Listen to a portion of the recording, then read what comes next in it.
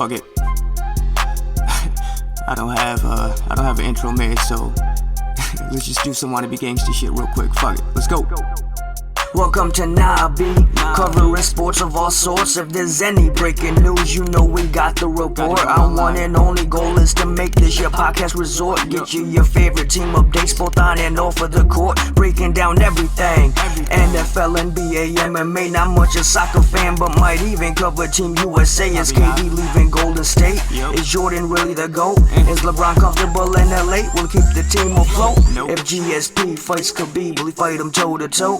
And a Wilder Fury rematch, who's always gonna go? We'll cover everything and anything you wanna know. Whatever it may be, we'll break it all down on the show.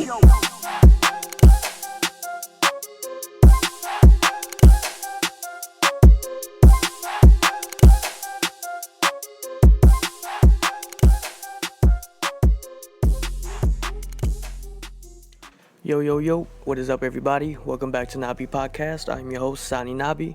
This is going to be a quick preview and breakdown episode of UFC 243, Adesanya versus Whittaker. And if you are new to the show and don't already know, Nahh B Podcast is on Spotify and iTunes as well. For times where you can't watch videos, where you're driving to some shit and you just want to watch the show or just catch up, and you're a user of either platform, please search me up and please subscribe. And of course, before we get started, just want to give a quick shout out to my 4 sponsors, starting with Champs Boxing Club. They are my local boxing gym located on 128 East Liberty Street, Danbury, Connecticut. I love this gym, man. It's an amazing environment. The trainers are awesome, and just a great place in general. If you're looking into a new gym, stop by, look for AJ, tell him I sent you, and he'll get you all set up and taken care of. Next up, my very good and longtime friend, Smokey Hash. He produces CBD products from edibles to oils, whatever you need, he could probably make it for you. Even if, you know, some shit that's never even made before, you could shoot him a message and he'll probably be down to fucking make it. If you're not familiar with CBD products, there are many great benefits from it, especially great for someone like me who deals with anxiety and depression and shit like that.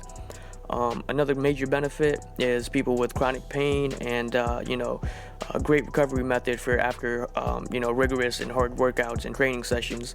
Look into CBD, and if you see anything that might benefit you, follow him on Instagram at SmokeyHash LLC, message him, tell him your situation, and he'll definitely do something to help you out.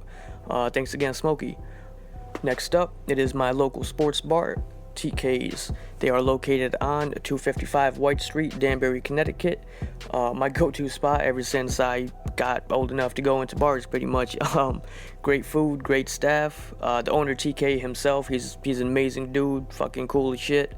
And the happy hour deal is awesome as fuck too. Buy one, get one drinks. You can't beat that. Also, home of the best wings in town, arguably the best wings in the state, and I say this all the fucking time. They could be the best wings in the world. But we'll never know that, so you should come down and try for yourself and you could judge that. 76 different wing flavors, and they're always thinking of new ones and, adding on to the menu. Last but not least, my buddies at My Nerdy Neighbor. They are an electronic repair shop. They are down in Mississippi, but they have a shipping service where you can ship down any of your broken electronics. They'll fix it up and send it right back to you at a very affordable price and very fast as well. Great people. Vince, my man, shout out. But yeah, search them up on their website, www.mynerdyneighbor.net. Once again, tell him I sent you and he'll take care of you as well. Alrighty, now that we got my people taken care of, let's get into the nitty gritty, which is UFC 243, headlined by Adesanya versus Robert Whittaker for the middleweight title. As usual,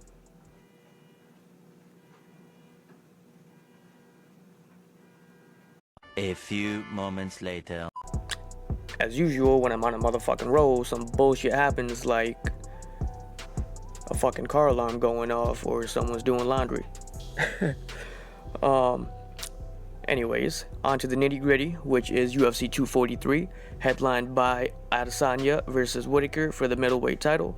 As usual, I'll go down the main card. I'll go down the full card and then break down and predict the main card.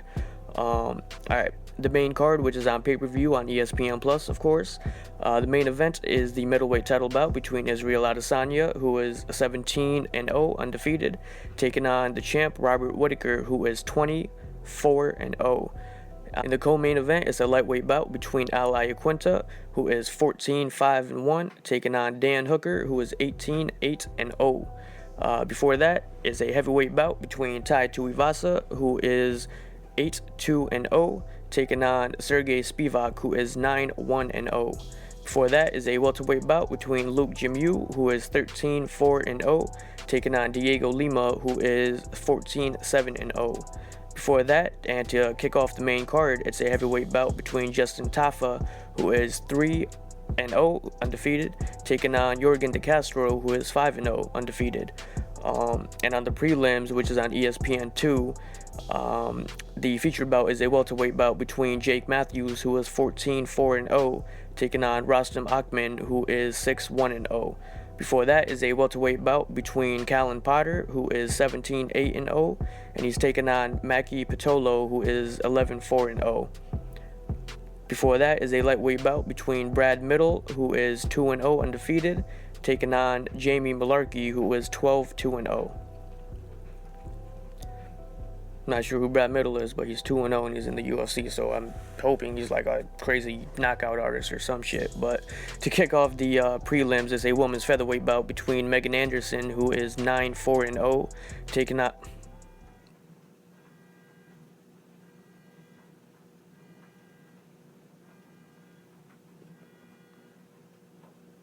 Two hours later. To kick off the prelim card, it is a women's featherweight bout between Megan Anderson, who is 9-4-0, taking on Zara Faran dos Santos, who is 6-2-0. And on the early prelims, which is on Fight Pass, the featured bout is a women's flyweight bout between Nadia Kasim, who is 5-1-0, and she's taking on Ji Yeon Kim, who is 8-2-2. Before that is a bantamweight bout between Khalid Taha, who is 13-2-0, and he's taking on Bruno Silva, who is 10-3-2. Alright, now let's get on with the breakdown and predictions on the main card. Starting with the heavyweight bout between Justin Tafa taking on Yorgan De Castro. Starting with the last three fights. Both these guys are making their UFC debuts, so any of these names, a lot of you guys probably are not going to know, including myself, you know what I mean? So, anyways, but the last three fights for Justin Tafa, he's 3-0, so these are his only fights. His last fight was against David Teomopeo. I probably butchered that, but if I said it right, comment down just so I can feel good about it.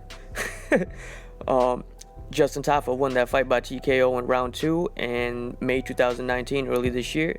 Before that, he fought Jeremy Joyner, and he won that fight by TKO in round 1 in July 2018. Before that, he fought Dylan Tialigia. Probably butchered that one too, but if I got that one right, comment down below and let me know. And Justin Tafa won that fight as well by TKO in round 2 in May 2017. Yeah, I'm about to fucking go outside and break this dude's car. One eternity later. That's just fucking killing me right now. Alright, as for Yorgan De Castro, his last three fights, one was against Sanford Alton Meeks. He won that fight by TKO in round 1 in June 2019. Before that, he fought Carlton Little. He won that fight by unanimous decision in January of 2019. And before that, he fought Ross Hilton, and he won that fight by TKO in round 1 of November 2018. Alright, going into the breakdown and the prediction itself. Like I said, I don't know much about either of these two guys, but you know, looking at the records and the past bouts, I'm almost certain that they moved this fight up to the main card because of the Holly Holm and Raquel Pennington cancellation. That fight was supposed to be on this main card. And these two will more than likely just bang the fuck out from beginning of the fight to the end of the fight. And with this being a heavyweight, the UFC knows that it's a really good way to start off the main card with two, you know, heavy-handed motherfuckers that's just ready to bang. With that said, not really much to break down, but let's get right into it. Watching Tafa's last three fights and his only three MMA fights, he's literally like another version of Mark Hunt. Big, heavy-handed Samoan that just comes forward and just throws heavy power shots and has a pretty good chin from what I've watched. Only has 3 pro MMA fights, like I said earlier, but he has a background in kickboxing. And doing my research, I couldn't find any info on his record with that, but he does have more combat experience than I originally thought, and has 3 or 4 brothers that are all fighters as well. Tafa's best shot though is the right uppercut, and he's a southpaw, so that's a short lead right uppercut, which makes him even more dangerous. And he ended 2 of his only 3 fights with that shot. As for Jorgen, from the fights I've watched, he is also like an in-your-face and throw heavy shots kind of fighter, but when he gets tagged in like a brawling sequence, he has no problem tying the opponent up and pushing him up against the cage, and just to regain control of the fight. Another big factor for Jorgen, he implements very, very heavy and brutal fucking leg kicks, man. If you haven't, look his highlights up. I think he even stopped in his last fight in the Contender Series. He stopped his last fight with leg kicks, and in his fight with Ross Hilton, he damn near threw more leg kicks than he did fucking punches. You know what I mean? But in that Ross Hilton fight, Jorgen showed that his cardio is not the greatest and seemed to slow down near that half of the first round. This fight I don't see going to decision, and this fight I don't see going all 3 rounds and going, far past the second round in general. And that could be very, very bad for Jorgen. Tafa usually throws one big shot at a time and not in bunches. So he should have a better gas tank in that regard, but Tafa has never gone past the second round before getting a knockout, so I can't really say all that for sure, but I like to think that his cardio is going to be a little bit better, than Jorgen is, and the cardio is going to be on Tafa's side on this one. But to keep it simple, Tafa needs to either stay away or check leg kicks, because Jorgen's going to be throwing them shits. Or land those uppercuts or just heavy punches in general in between Jorgen's leg kicks. Just perfectly time it up the middle right when he throws it, because as it's been shown, not too many fighters guard properly right after throwing leg kicks. You know what I mean? So when throwing leg kicks, Tafa needs to perfectly time a fucking punch right between a goddamn leg kick. That would be critical as fuck. And as for Jorgen, I think he just needs to make this a grind out fight. If he goes in here trying to make this a brawl like the UFC is banking on, he's more than likely going to lose this fight. I think he should grind it out, tire Tafa out by smothering him up against the cage, and just pick him apart with the and then just pick him apart with the fucking leg kicks and shots upstairs, but of course stay away from that lead right uppercut. My final pick though, I think I'm going with Tafa, even though I don't know much about either of them, but the fights I was able to find on YouTube, and even though he has little less fights than Jorgen, I think he fights a little more calculated in his approach. And with his striking, when getting aggressive, he fights a little more calculated, which I think will be a big factor to him winning. Unless both guys come in guns blazing looking for that 50k bonus, which is very likely. I see Tafa pushing forward, eating leg kicks, but throwing his heavy hands, and I predict that he lands one really good shot in between one of those leg kicks, or just in general, just to fucking put him out. One of those shots to just set up the TKO or just end it right there on some marquant shit, Alright, the next fight on the main card, it's a welterweight bout between Luke Jimiu taking on Diego Lima. Let's go into the last 3 fights, starting with Luke Jimiu. He fought Daichi Abe, who he beat by unanimous decision in February 2018. Before that, he fought Shinzo Nzai. He lost that fight by unanimous decision in September 2017. And before that, he fought Dominique Steele, and he won that fight by unanimous decision in 2017. And as for Douglas Lima, this is the brother of Douglas Lima, who is the welterweight contender in Bellator, for those who don't know. That's why I got that fucked up real quick.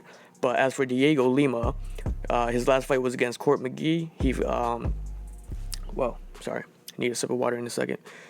As for Diego Lima, his last fight was against Court McGee. He won that fight by a split decision in April 2019. And before that, he fought Chad Lepre, and he won that fight by KO in round 1 of December 2018.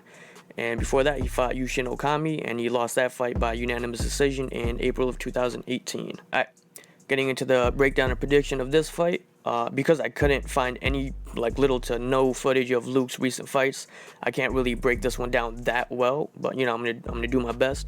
But going off the fight that I do remember watching of his, as it happened, which was against Dominique Steele, I can say that Luke is a very aggressive fighter. Taking my thoughts from that fight, he's a very aggressive fighter that sometimes puts himself in very bad positions. And Diego Lima could, he could definitely take advantage of Luke's carelessness by taking him down and just taking control of the fight and keeping it on the ground all fight. But of course, at the same time, the same could be said for Diego when talking about putting themselves in bad positions. But in the last two fights, Diego had and he won. He fought a lot smarter. What? I fuck that word up at least once every fucking episode. Smarter. I'm an idiot.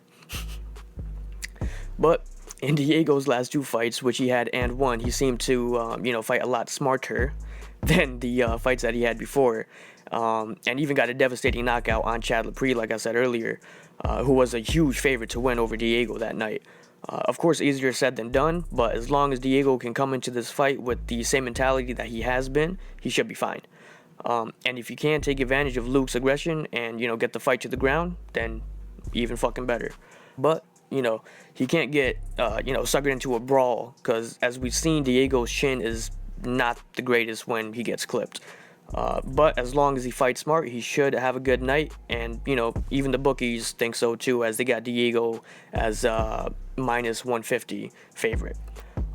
So it seems very, very possible. The bookies believe so too. For my final pick, though, I think I'm going with Diego. I'm hoping he takes advantage of Luke's mistakes and, just controls the fight by taking it to the ground and not get, suckered into brawls and shit. And, just keeping it on the ground and just, dragging it out. Of course, like I said, though, Diego could very well get clipped and finish, but I want to think that he's going to come into this fight as smart as he did his last two fights and, fight patient and composed. I wouldn't bet on this fight, but if I were to make a prediction, I'll go with Diego by decision. Alright, next fight up is the heavyweight bout between Tai Tuivasa taking on Sergey Spivak. Going into the last three fights, starting with Tai Tuivasa, he fought Blagoy Ivanov. He lost that fight by unanimous decision in June 2019. Before that, he fought Junior Dos Santos. He lost that fight by TKO in round 2 in December 2018. Before that, he fought Andrei Arlovski. He won that fight by unanimous decision in June 2018. As for Sergey Spivak, his last three fights, his last one was against Walt Harris. He lost that fight by round 1 and by TKO in May 2019, and that was his UFC debut. Before that, he fought Tony Lopez. He won that fight by submission via neck crank in round 1 in September 2018. And before that, he fought Ivo Kuk. He won that fight by TKO in round 1 in May 2018. Going into the breakdown and prediction, this is another fight that really doesn't take much to break down. Both fighters are complete bangers, and this fight should in no way go to decision. I don't know much about Spivak, but if he is not prepared for the lunging, attacking type of fighter like Tai is, then he's more than likely going to get finished early like he did in his UFC debut against Walt Harris.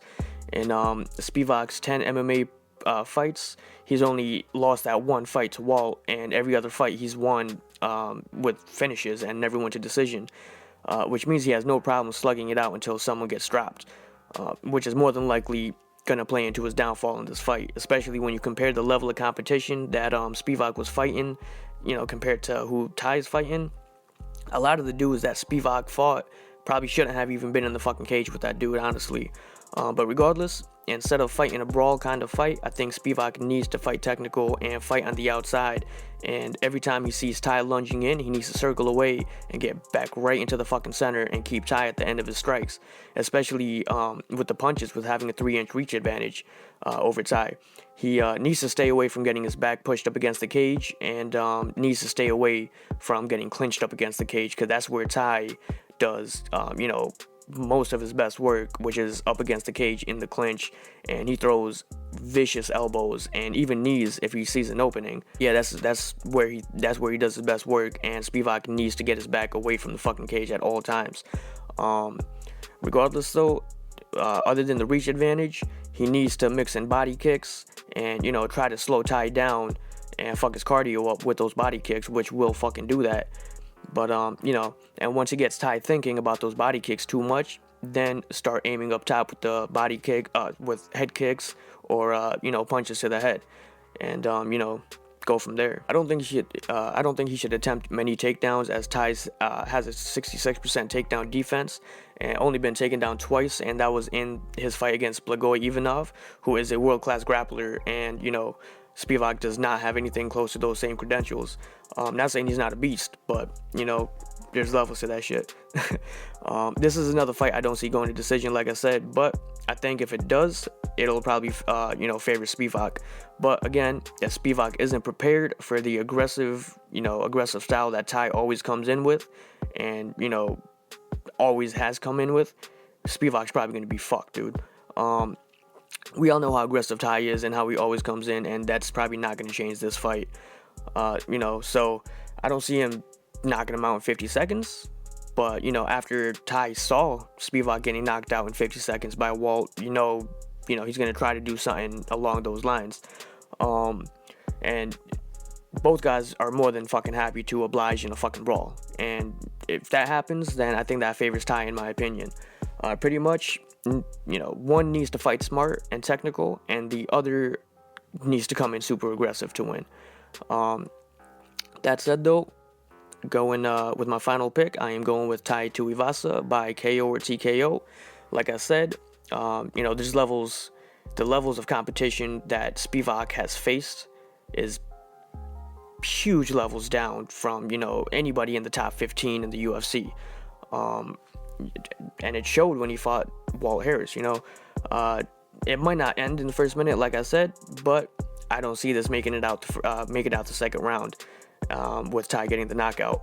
Spivak's manager probably should have turned this fight down and took a lower ranked opponent, or even unranked, since Ty is only ranked 14. But yeah, just to get that first UFC win and get that confidence up. But no, he signs him up to fight one of the most aggressive fighters in the division, and I think that's gonna, you know, bite the fuck out of him in the ass. And yeah, I got Ty by TKO or knockout. The co-main event of the evening, it is the lightweight bout between Dan Hooker taking on Al Iaquinta. Going into the last three fights, starting with Dan Hooker, he fought James Vick, won that fight by KO in round 1 in July 2019. Before that, he fought Edson Barboza. He lost that fight by TKO in round 3 in December 2018. Before that, he fought Gilbert Burns. He won that fight by KO in round 1 in July 2018. Last three fights for Al Iaquinta.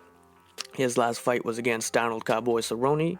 He lost that fight by unanimous decision in May 2019. Before that, he fought Kevin Lee. He won that fight by unanimous decision in December 2018. And before that, he fought Khabib Nurmagomedov, and he lost that fight by unanimous decision in April of 2018. And that was for the vacant lightweight title. Going into the breakdown and prediction, to start, this is going to be a very fun fight. A nice stylistic matchup of pretty much boxer versus kickboxer, with Iaquinta, who usually mainly relies on his boxing, and Dan being the more creative striker who, you know, uses all of his limbs in attack. Both guys have great takedown defense, which is each being over 70%, and but also both fighters average less than one takedown each fight, which is why I say this is probably going to be a boxer versus kickboxer matchup, because more than likely this fight is going to stay on the feet the whole time. Doing my research for this fight, it's pretty crazy to see how alike they are in the statistical department. Both guys average over 4 strikes landed a minute. Both guys have just over 40% striking accuracy, and both guys absorb almost 5 shots per minute. So again, this fight is more than likely going to stay on the feet. Iaquinta does very well when he gets to turn his bouts into a dogfight, you know, but that usually works when it's against the right kind of opponent. For example, against Kevin Lee, who isn't known as a creative striker. He he throws good kicks, but he doesn't mix it up and mainly relies on his wrestling than anything. As to Cowboy Cerrone, who was a very creative striker, and Iaquinta made both of those fights into a dogfight, but did better against Lee because of that. because he was able to predict what was coming throughout the fight, whereas against Cerrone, he couldn't see the shots coming and was getting picked apart on the feet from round 3 and on, and just didn't have any energy to finish any takedowns after that. Iaquinta is coming into this fight with a 3-inch height disadvantage and a big 5-inch reach disadvantage. So, of course, being the boxer-based fighter, he needs to work his way on the inside and land those big rights. With Hooker being the longer and lankier fighter, Iaquinta needs to get on the inside and work that body throughout the fight as well. Exactly how Edson Barboza did when he fought Dan. Damn near every combo that Edson threw ended with a fucking mean digging body shot, which affected Dan all fight and, ultimately stopped him.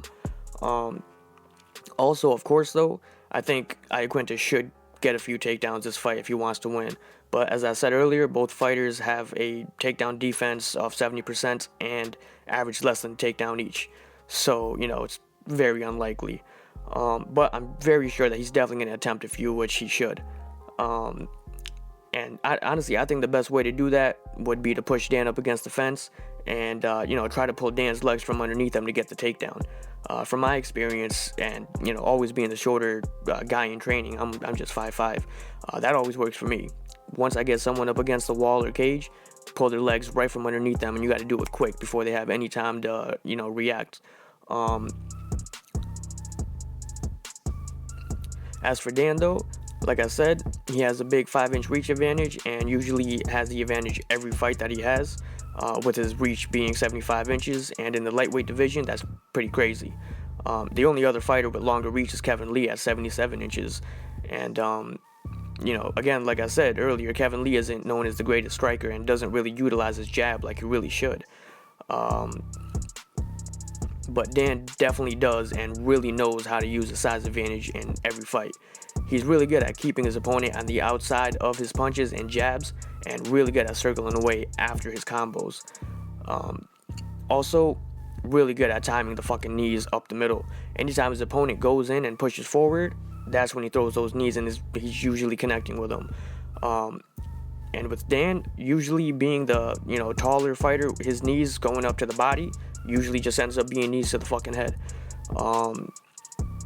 And that'll be a big factor in this fucking fight for him to win, I think. Dan said in his recent interview leading up to this fight that he sees this fight being a chess match, and I 100% agree, and I can't wait to fucking see this shit. With that said, my final pick, I'm going with Dan Hooker by TKO or decision. I see Dan being the smarter fighter and, just fight technical and end up getting Iaquinta frustrated and out of his game. Iaquinta loves to fight off emotion, which gets him all flustered, and, when he starts losing, and that's usually, that's what usually makes him underperform. And with this big size difference, it'll be very easy for Dan to get someone like Iaquinta frustrated, you know what I mean?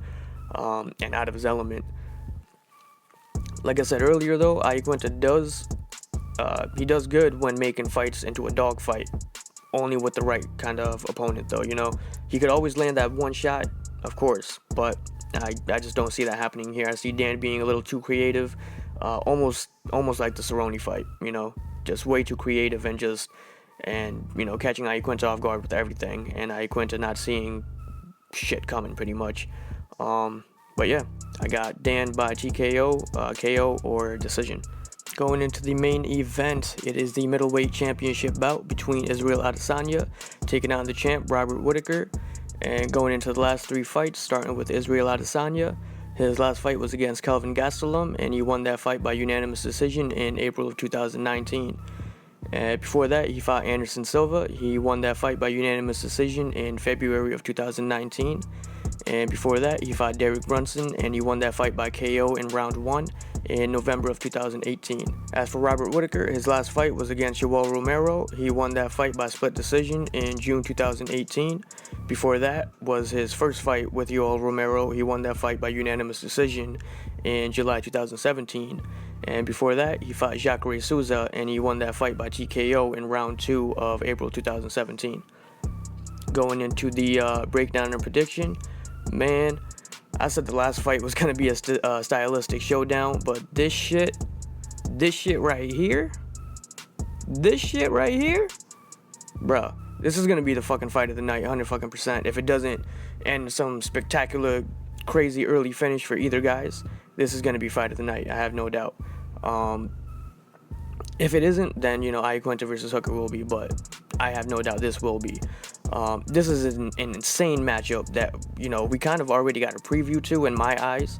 And when I say that, I mean Israel versus Kelvin, because in my opinion, and I've always said this for the past few years now, is that Robert is a bigger version of Kelvin.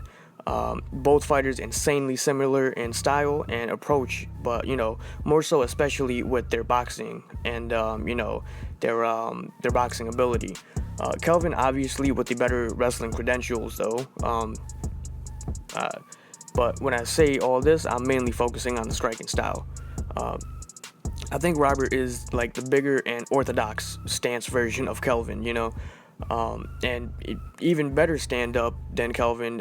And I say that only because of the way he mixes in the head kicks after his combos with the hands, Also, I'm not saying that Robert has bad wrestling or anything. He just never uses it.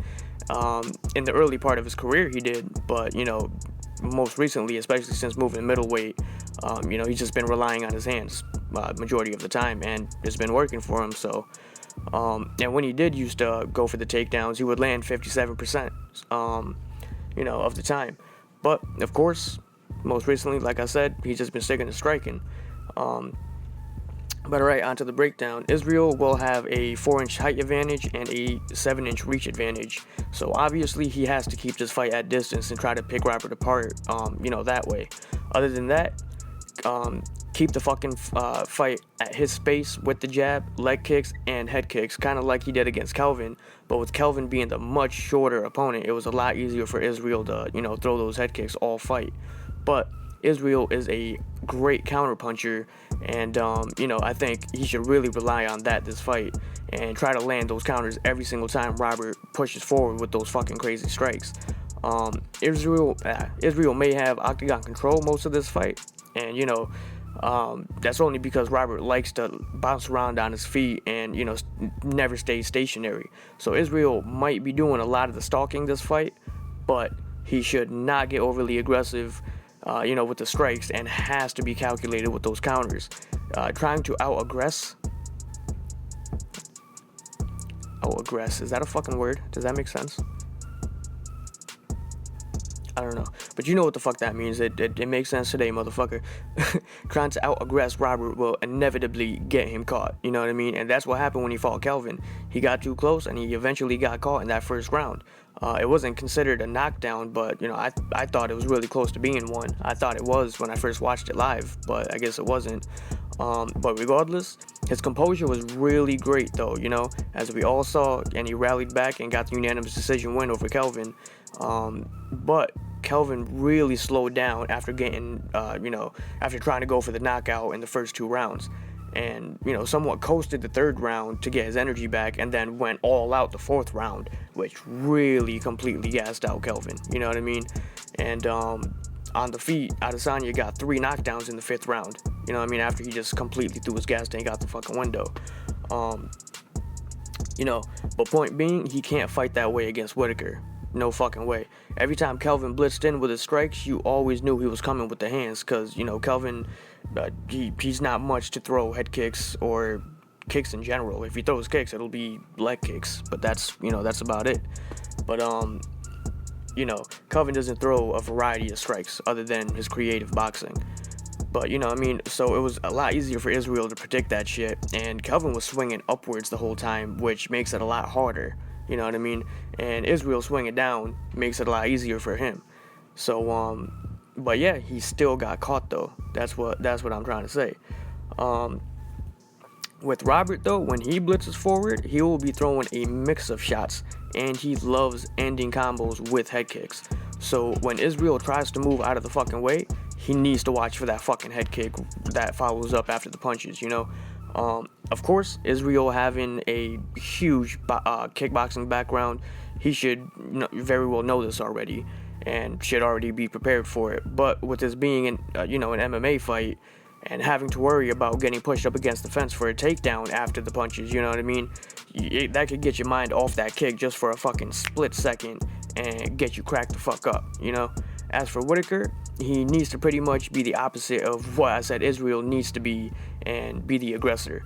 Like I said, Israel will probably have octagon control and advance most of the fight, but Robert needs to push forward and, push forward with his strikes every chance he sees, every time he sees an opening, and, make him pay. He needs to outstrike Adesanya, that's for sure. And outvolume him with the strikes. And when I say all this, I don't mean he should be looking for the knockout the whole fucking time. As long as he does it right with the pace and the volume of the strikes, the knockout will come. But I'm saying do all this with the thought of it, going to decision, pretty much. Pretty much solidly win every round with the performance. But, of course, if he catches Israel and hurts him, then he has to take the chance of going for the kill and not let him, regain his composure like he did against Kelvin. Go for the kill, but do it with calculated shots and not just go all crazy throwing technique out the window, And Robert's a lot smarter than that, than to do that. And Robert has very good cardio, and he's shown to keep the same pace all fight. As long as Israel's advancing most of the fight doesn't disrupt that, then I see him keeping the same pace all fight here as well. But like I said earlier, with Robert, with his combos, he needs to keep it creative and keep it unpredictable, and have Israel thinking the whole fight and get him out of his comfort zone and rough him up with it and get takedowns as well, of course. He has to watch for that counter right over the top that Israel loves to throw. And of course, those fucking head kicks. Because Israel loves throwing them shits, like, randomly. He'll just keep his stance and just throw head kicks. He won't even set it up. But he still fucking lands them. Push forward with a variety of strikes, and when not ending with head kicks, he should push up against the fence and try to get that fucking takedown, push up against the fence or just work through, just shoot through after the combo for the takedown in general, But regardless, with it being a 5-round fight, I think he needs to get 1 or 2 with this fight. But for the final pick, though, let me say this first. I am 100% okay with either guy winning this fight because it sets up a lot of good matchups for either dude after this fight. And that's what we all want to see as fans, right? So, but if I'm going to pick someone this fight, I'm going to have to go with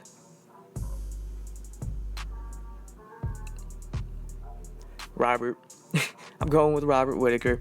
Like I said, I've always thought he was the bigger and better version of Kelvin. And in Israel's fight with Kelvin, Israel was in trouble a few times and a few moments of the fight. Of course, MMA math is not real, but that is not MMA math. That's just a straight up style making a fight. If Kelvin never gassed out, who knows how that fight could have gone, But this fight, I see Robert keeping his foot on the gas and just outvolume Israel with both strikes and in the grappling department. If Izzy could keep his distance and get out of the way every fucking time Robert gets close, he could win, no doubt. But he needs to be patient and ready for the variety of strikes that's going to be coming. And it's going to be coming all fight too, But yeah, that was my UFC 243 preview and breakdown and predictions. Hope you guys enjoyed. Enjoy the fights this weekend. And I will see you guys next time. This is Nahh B Podcast. I'm your host, Nahh B. Out. Peace.